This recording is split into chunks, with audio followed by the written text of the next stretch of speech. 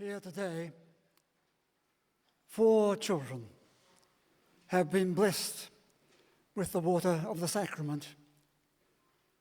That blessing celebrates the gift of life and carries the hope that these families, these children, will grow into good human beings, increasingly aware of who they are and strongly connected with those vital influences that will heal them at the places where they're hurting, that will help them grow in those places that continue to call out for new growth, and nurture them and feed them at those places where the inner spirit is impoverished, hungry, or hostile.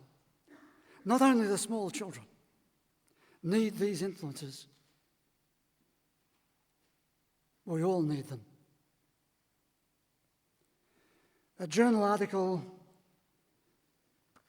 in American Psychological Society says levels of narcissism in young people have steadily risen over the last 40 years.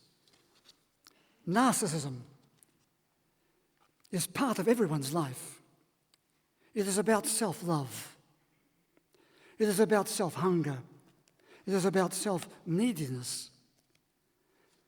Some would say we want our children to grow out of their narcissism into a strong regard for others, into a strong state of altruism, a participation in building a better world, and all of that displaying the early hungry self that dominated childhood years, displaying that in such a way that it can be part of the growth of those children. We have to ask the question, why are some people so narcissistically needy, so much enclosed in their own needs? And why are some people generously altruistic? Why are some of us highly conditional and selective in our altruism? We choose who we'll love and who we won't. And why are some of us able to turn our narcissism into a larger family that will help us be better human beings? Most people run into this imbalance between going all out for ourselves, getting everything we can for ourselves, and too bad if other people get in the way. That on the one hand, and the task of relating to other people in a caring, collaborative manner. So we've got strong ego pressures on the one hand, strong altruistic pressures on the other. The widely read, or at least one time widely read, psychoanalyst Erich Fromm wrote his little book called The Art of Loving. And in it he said, the main condition for the achievement of love is the overcoming of our narcissism. My view is a little different, because I think it is impossible to deny our narcissism. It is there. Our aim is to bring it into a balance which becomes one of our positive attributes rather than a tyrannical, destructive neediness of a self-enclosed, self-absorbed, self-obsessed internal pressure. Of course, we're likely to fluctuate across our lifetime between a damaged, demanding, hurting narcissism and a striving for an ideal, our ideal ego state, a mature, a gentler, collaborative self.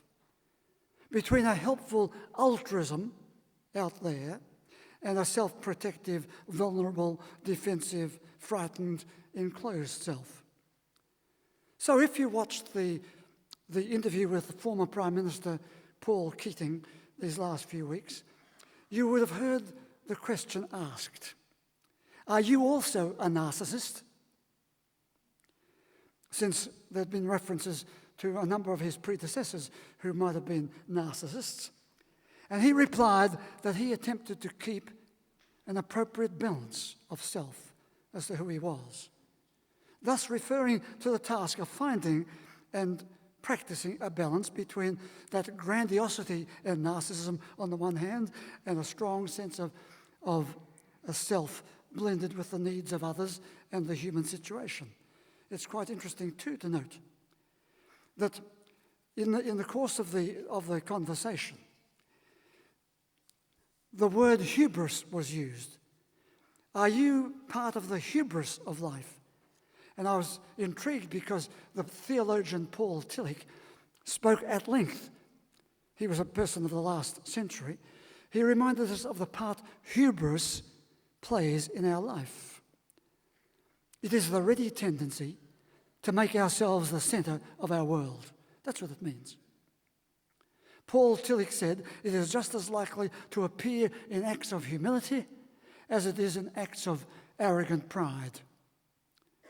What they did not mention in that interview was the other word that Paul Tillich spoke about. He not only mentioned hubris as a part of the human personality and behaviour, he also spoke of the word concupiscence, whereby that's the tendency to use people, to draw the whole of the reality around us into oneself. That's called concupiscence. It is to use everything we can to assert our power, to get what we want, to dress it up to look like goodness, or even to look like that we are the vulnerable victim, when you can be all so ready, this tendency can be all so ready to draw so many things into yourself that you want to tyrannize the world about you. The need for the ego self to grow and gather strength and balance, to gather grace and good works. A balance between self-needs and the needs to be lifted out of ourselves and find in the process a right antidote for our everyday hungry narcissism. So it's about that balance of strength and balance, S and B. Many of you know, I think some of you know, that last weekend I was presiding at a wedding in the country. Is there much of a difference between weddings in the country and weddings in the city? This wedding had one or two, in fact, two notable ingredients. As you've heard me say today, I'm asking you to wear something purple next Sunday. Now, that had no connection whatever. It was a sheer coincidence, in fact, that at last Saturday's wedding, the bride was dressed in purple. The menfolk of the wedding party wore deep purple ties. The floral decorations and all the decorations were all in purple. There they were. Well, that was one thing which I thought was quite striking. The other relevant feature was the bridal waltz. I always fear the bridal waltz, not that I go to many of them, but, you know, the blokes can't dance for apples and so it goes on. But this was different. Immediately the bride jumped to her feet and exploded into an old-time jitterbug. A jitterbug. She taking the lead and others, particularly the older men, quickly going full measure, that I was pleased to turn my eyes around the gathering to see that there are a few guests there who could administer resuscitation if necessary. Do you know, as quickly as the dance had started and done their bit, it stopped. And everybody went back to their seats, except one. Of course, they all went back to their seats, puffing and panting, flustered. But one person remained in the middle of the dance floor. It was a 3-year-old child, dressed in her wedding frock, her white dress, white this time, with pink spots on it. And she began to imitate precisely the dance that she had just seen. And there she was. So we all stood there somewhat mesmerized by this Little doing her dance. However, how was she going to get over this little act of isolated grandiosity without losing her dignity and making a run for it, as little kids might do, losing her dignity altogether? But as if in full empathy with that moment, an older man, a quite older man, went onto the floor and started doing his version of the jitterbug, but he offered her his hand and they jitterbugged together until it was the right time to quietly exit. Sometimes we need that hand to lift us out of ourselves, out of our stranded state, in such a way that our excursion into our narcissism can become a positive, good experience for everybody.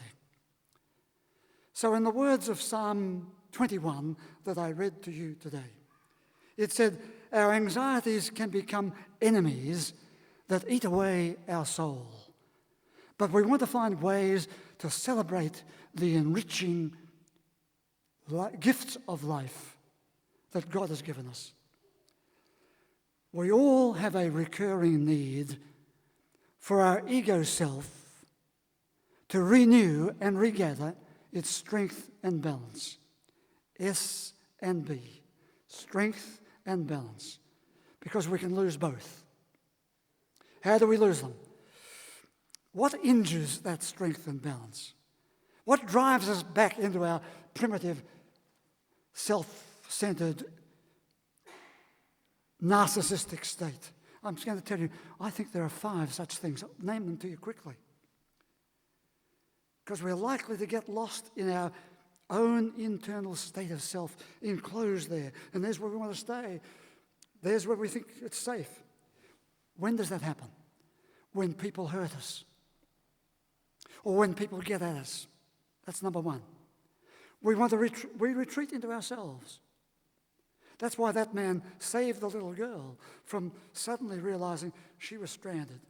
Saved her from retreating back into herself. He kept her out of herself with an outstretched hand. Number 2, when do we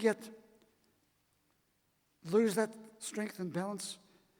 When we feel that we have been left stranded without the support that we think we need. Number 3, when does it happen? When we lose that balanced sense of who we are.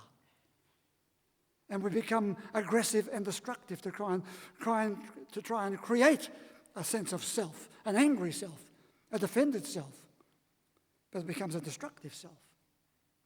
And the 4th, we retreat into ourselves quite frequently when we're ill. You'd know it. Yes, I had that experience myself recently.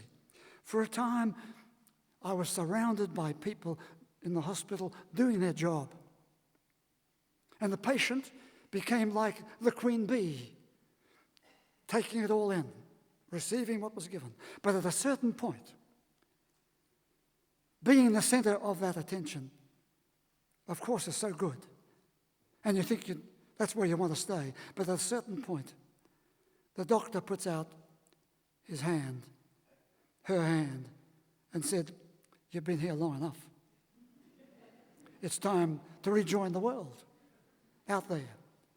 But you can see illness of various kinds can turn us back on ourselves. And the fifth thing is as we get older, particularly as we get older, there is the recurring tendency, as you know, to regress, to retreat into the world of memory, into the world of self-protection, into the world, your own world, the narcissistic world of comprehensive reflection. Our SAGE program that Dr. Campbell mentioned earlier, our SAGE program aims to keep older people engaged. Older people means from 50 years of age onwards. to keep them engaged and connected and educated and curious about how to grow old more successfully, more enjoyably, when the tendency is to withdraw into the self. In my therapeutic work, the other hat I wear, I use several words to ensure a strong focus. One of the words is sustained. Some people who come to see us have very complex problems, as you'd expect, have life-threatening problems, have loads of grief. The process of coping can have many pathways, but the essential ones are these: to refine our focus, and then, secondly, to look for ways to emerge from our dark woods, as it were. There are many blockages that can get in our way as problems crowd in on us. We need to find that way to emerge. There are many bad moments. We need to work to emerge. That emergence is very important because there can be so much distrust. We can never do that. It won't work, whatever. We need to be reassured that that emergence is possible. And the third, we need that hand of encouragement, metaphorically, in reality, to revoke that tendency to withdraw, that tendency to stay in our narcissistic, negative pathways. We need that hand to encourage us to emerge, to refocus. And then fourth, we need to refine the sources of those enriching gifts of life. The Bible talked about them. They're only words. They're Bible words. You can almost say, well, they're just Bible words, but they're so powerful. If you cannot find those enriching gifts of life, you fall into that narcissistic, destructive heap. So even though they're only words from the Bible, you might say, but those words can be so powerful to the way we live, to the new way we might live. I was intrigued by an article and by this picture on the front of this journal of the American Psychological Society. The article is about one person called Margie Bleyer-Lieberman, and it's her sculpture that appears on the cover. It's called Soul Mates, a vivid portrayal of how narcissism can be enfolded creatively in the life of another. She was a Hungarian Holocaust survivor. And then in her older years, cancer has been in her life for 16 years past. Breast cancer. And then latterly, glioblastoma. One of my friends has this terrible complaint. It's a brain tumor with an endpoint of 4 to 15 months. She's been through the surgery, through the radiation, through the chemotherapy many times. And her team all around her. And she survived 7 years of it, when the prediction was 4 to 15 months. After a year of palliative care, she said, that's enough of that. Despite the odds against me, I'm going to live. And she has. She described herself as living in 3-month intervals, from one MRI to the next. And there it is. One of the people in the journal quotes a British journalist who said, the only way to live is to accept every minute as an unrepeatable miracle. And that's exactly what it is. Every minute, an unrepeatable miracle. So there she was, finding and refinding the sources of the enriching gifts of life and God, finding strength and inspiration to lift her out of the harsh hand that life had dealt her, to be truly elevating to everybody around her. Our narcissism can become angry, tyrannical, defensive, and destructive. But we can retrieve our strength and balance, our S and B. And with encouragement, we can emerge from those dark woods of life, hopefully to find and refine those sources of the enriching gifts of life, because we all need them. This is what I'm saying is therefore about rediscovering a faith, a new faith in yourself, a new faith in life. Faith free from all the religious humbug. Faith free from all the interpersonal hate and hostility. A faith that actually enriches your life. If your faith does that, it is then not something to be optional in life. It becomes something that you want to visit again and again because it is your life. Narcissism can shrivel you up in your constant self-protection and self-promotion and self-positioning and self-pathos. But narcissism can become your positive attribute, persuading you of your best self-worth, putting you in an appropriate place for promotion, healing your childhood hurts, giving you the sense of goodness ahead of you, a goodness ahead of you stronger than the grief and guilt that may lie behind you. So I encourage you as much as I can today.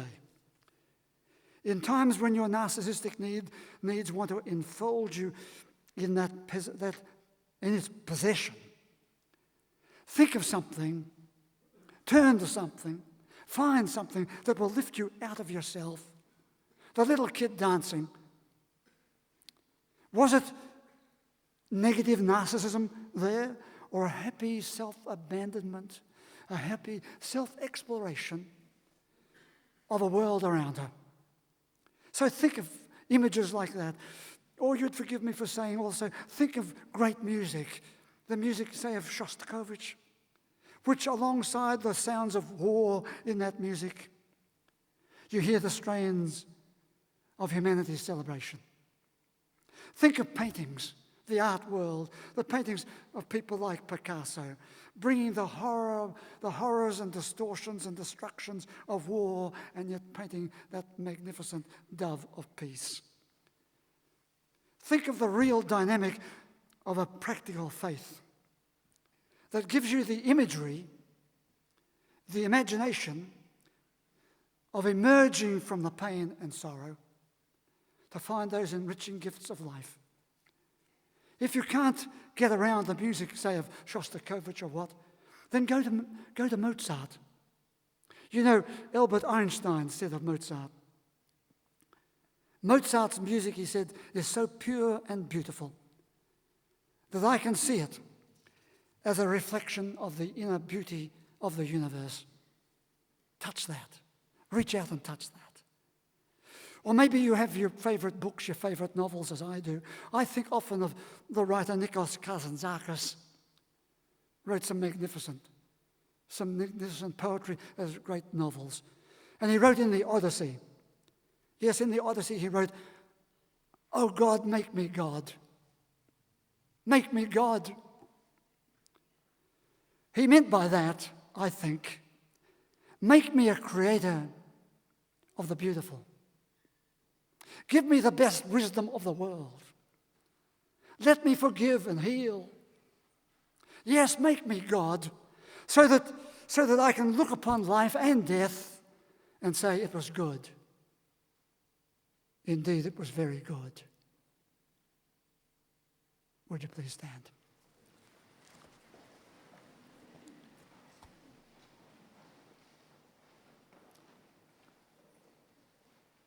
The blessing. May the God you see in all the colours of creation arouse in you a sense of awe and wonder. May the God who is a sacred presence be real to you.